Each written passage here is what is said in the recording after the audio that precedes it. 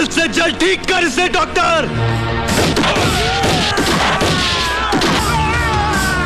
ओ नीले नैनों वाला तेरा कत्ती कबूतर। संजय दत्त बॉलीवुड के ऐसे एक्टर हैं जिन पर साल 1993 में एक ऐसा दाग लगा था जिसकी याद उन्हें व उनके परिवार को आज भी सताती है। ऐसे में इस दाग को भी रियल लाइफ में तो नहीं मिटा सके, लेकिन रील में कैसे मिटाया उसी पर बात करेंगे। इंद्रजीत फिल्म्स के अंडर 12 फरवरी 1999 को एक्शन ड्रामा थ्रिल से भरी एक फिल्म रिलीज हुई थी, दाग द फायर, जिसकी कहानी लिखने से लेकर निर्माण व निर्देशन किया था राज कंवर ने। और मेन कास्ट में नजर आए थे संजय दत्त, चंद्रचूड़ सिंह, महिमा चौधरी, शक्ति कपूर, जॉनी लीवर, कुनिका, सचिन खेंडेकर, शिवाजी सट्टम, मोहन जोशी, दीपक सिरके, हरीश पटेल और राज बब्बर के अलावा कई और छोटे बड़े सितारे नजर आए थे।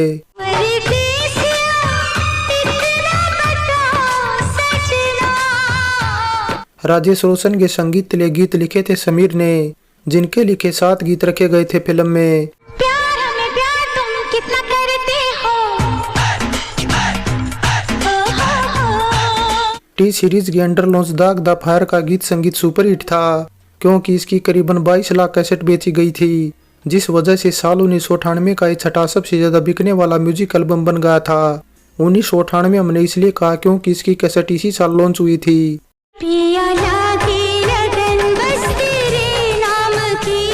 ऐसे में बात करें इसके पसंदीदा गीतों की तो सुखविंदर सिंह का गाया लकी कबूतर, उदित नारायण अनुराधा पौडवाल का गाया परदेसिया इतना बता, अनुराधा पौडवाल व जसपिंदर नरूला का गाया पिया लगन लगी, और कुमार सानू व अनुराधा पौडवाल का गाया दिल दीवाना ना जाने कब खो गया इसके सबसे ज्यादा सुने जाने वाले गीत थे।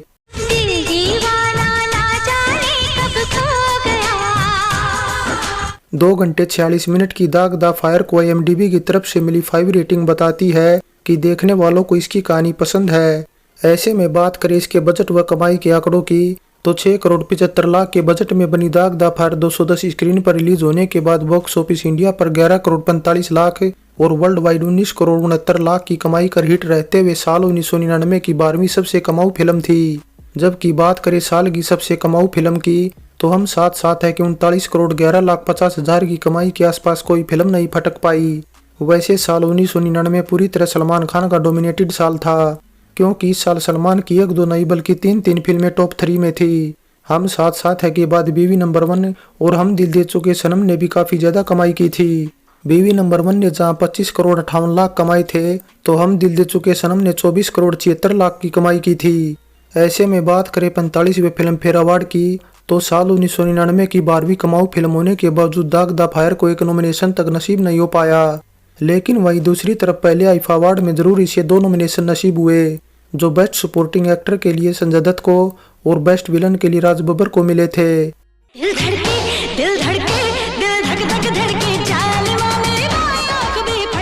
फिल्म दाग द फायर बतौर निर्माता राज कंवर की लगातार दूसरी फिल्म थी।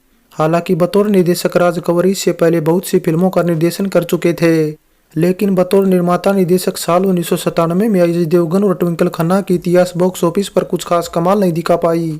इस वजह से राज कंवर को दाग द फायर से काफी उम्मीदें थी। इतिहास फिल्म जहाँ गाँव देहात पर बेस्ड थी, वहीं दाग द फायर में उन्होंने मिलिट्री, पुलिस, वकील और डॉक्टरों के किरदार डाले थे। वैसे दाग द फायर की बेसिक कहानी और प्लॉट काफी कुछ साल 1991 में एक American romantic drama film regarding Henry के सिमिलर था, लेकिन दाग द फायर की कहानी राज कंवर ने बड़ी सफाई से तैयार की थी, जिसमें उन्होंने हम इंडियन ऑडियंस के हिसाब से बहुत से ट्विस्ट भी जोड़े थे। हालांकि ऐसा राज कंवर की पिछली सभी फिल्मों में भी देखने को मिलता है। राज कंवर दर्शकों को अच्छे से समझते थे कि वे क्या देखना पसंद करते हैं, इसीलिए दर्शकों के टेस्ट के मुताबिक वे अपनी फिल्म बनाते थे। हीरो या हीरोइन चाहे जो भी हो, गीत संगीत और डायलॉग उनकी फिल्मों में हमेशा ही अच्छे होते थे। लेकिन दाग द फायर ऐसी फिल्म थी जिसके टाइटल को लेकर उस दौरान काफी कंफ्यूजन था, क्योंकि क्रिटिक्स हो या ऑडियंस टीवी पर दिखाई प्रोमोज देखकर फिल्म के टाइटल को समझ नहीं पाए कि आखिर ये किस तरह का टाइटल है, क्योंकि दाग द फायर आपस में कहीं से भी मैच नहीं हो रहा था। ऐसे में कुछ लोगों का ये भी मानना था कि फिल्म का टाइटल आग द फायर होगा। हो सकता है कि एडिटिंग के दौरान गलती से दाग लग गया हो। खैर उस टाइम बेशक टाइटल को लेकर कुछ सोचा गया, लेकिन दाग टाइटल से बनी ये बॉलीवुड की तीसरी हिंदी फिल्म थी और तीसरी बड़ी हिट भी थी।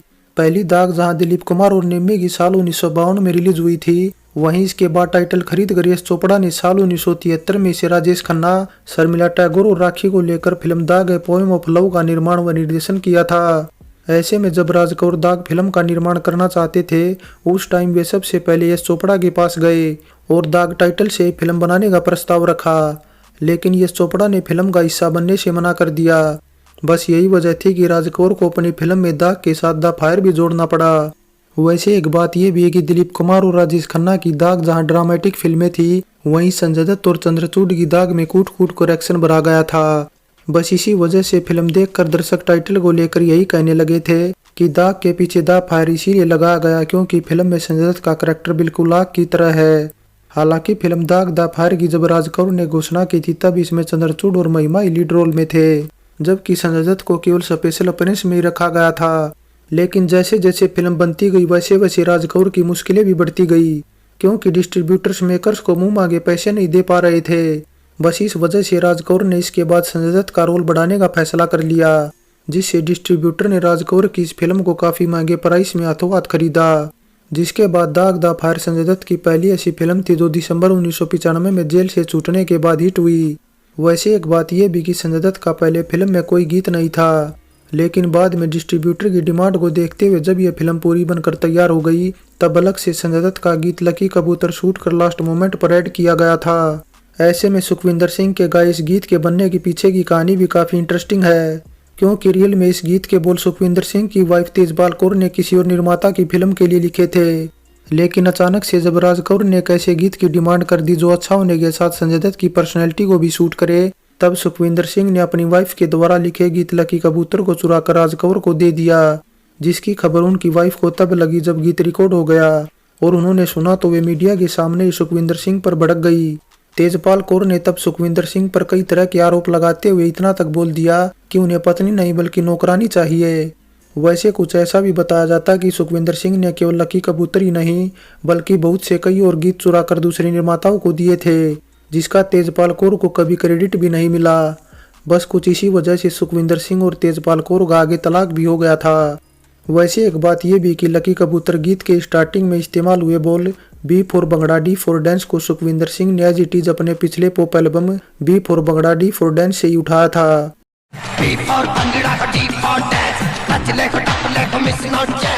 Film Daag the fire Sanjay Dutt, Chandrachur Singh और महिमा चौधरी की साथ में पहली फिल्म थी। इसके बाद तीनों साल 2006 में इस रद्द फिल्म में फिर एक बार साथ नजर आए थे। वैसे दाग द फायर में महिमा चंद्रचूड़ के अपोजिट थी और दोनों तब उसी साल आई एक और फिल्म दिल क्या करे में भी साथ काम कर रहे थे। चंद्रचूड़ को राज कौर ने जहां 1996 में माचिस फिल्म देखने के बाद लेना डिसाइड किया था, वही महिमा चौधरी की तब केवल एक ही फिल्म परदेश साल 1997 में रिलीज हुई थी, जो शोमैन सुभाष घई के निर्माण व निर्देशन में बनी थी और वो शख्स भी सुभाष घई थे जिन्होंने उनका नाम रितु से बदलकर महिमा चौधरी रखा था, क्योंकि दरअसल बात कुछ ऐसी थी कि सुभाष घई अक्सर से शुरू होने वाली हीरोइनों को अपने लिए लक्की मानते थे। वैसे दाग द फायर में महिमा चौधरी डबल रोल में थी। ऐसे में महिमा का फिल्म में एक सीन ऐसा भी था जिसमें बिहारी हरीश पटेल महिमा को कहते हैं कि वो उसे फिल्मों में काम दिलाने में मदद करेगा क्योंकि सुभाष घई उनके अच्छे दोस्त हैं। बस इस वजह से ये डायलॉग सिचुएशन के मुताबिक राज कौर ने इसीलिए रखा था क्योंकि महिमा ने सुभाष घई की फिल्म से ही डेब्यू किया था। चेहरा तेरा चेहरा। फिल्म दाग द फायर से जुड़े कुछ और किस्सों की बात करें तो फिल्म की शूटिंग करीबन 6-7 महीनों में पूरी हो गई थी, क्योंकि सीन में पीछे बैकग्राउंड में टंगा कैलेंडर हो या फिर सलमान खान की फिल्म प्यार किया तो डरना क्या और बॉबी देओल की करीब फिल्म के पोस्टर ही क्यों न हो, सभी यही बयां करते हैं कि जब दाग द फायर फिल्म की शूटिंग चल रही थी तब ये फिल्में जस्ट रिलीज हुई थी या फिर रिलीज होने वाली थी। वैसे राज कौर की फिल्मों से जुड़ी एक बात यह भी काफी इंटरेस्टिंग है कि उनकी ज्यादातर फिल्मों में हीरो का नाम करण और हीरोइन का नाम काजल होता था।